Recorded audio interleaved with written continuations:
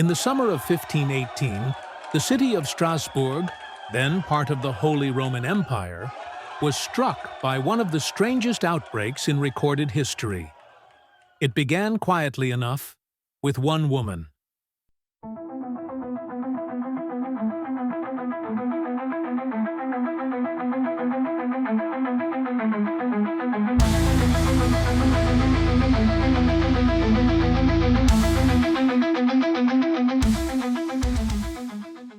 In July, a woman known only as Frau Trophäa stepped into the street and began to dance.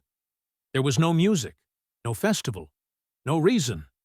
She simply moved, jerking and twirling for hours.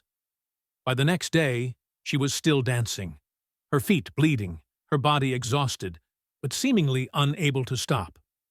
Within a week, dozens had joined her. Men, women, even children. They danced through the streets, sometimes with wild joy, sometimes in clear agony, collapsing only to rise and continue again. By August, reports say the number of dancers swelled into the hundreds. The city's authorities watched in horror as people twitched and spun, day and night, until they fainted from exhaustion, or worse, until their hearts gave out. This bizarre event became known as the Dancing Plague of 1518. The desperate city council turned to local physicians, hoping for answers. Doctors ruled out supernatural causes like witchcraft or demonic possession. Instead, they blamed a hot blood imbalance, a common medical explanation of the time. Their solution? More dancing. The council even hired musicians and professional dancers, setting up stages and halls to encourage the afflicted to dance it out. But instead of curing the frenzy, it only seemed to spread.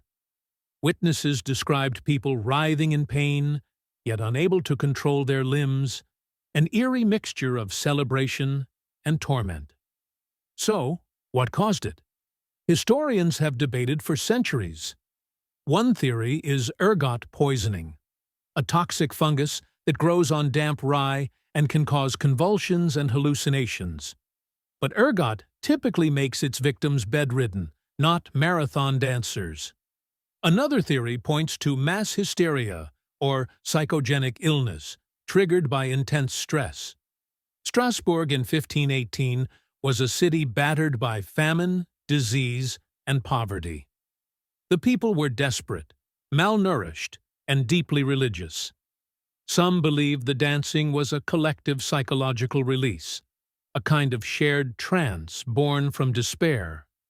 Others whisper about the supernatural. Medieval Europe was steeped in belief in saints, curses, and divine punishment. Some chroniclers suggested that the dancers had been cursed by Saint Vitus, patron saint of dancers and epilepsy. Perhaps, they thought, it was penance or retribution from above. By early September, the plague finally burned out. Exhaustion, death, and perhaps simply the waning of hysteria brought the dancing to an end. The survivors staggered back to their lives, and the city tried to forget the nightmare. But the mystery has never been solved.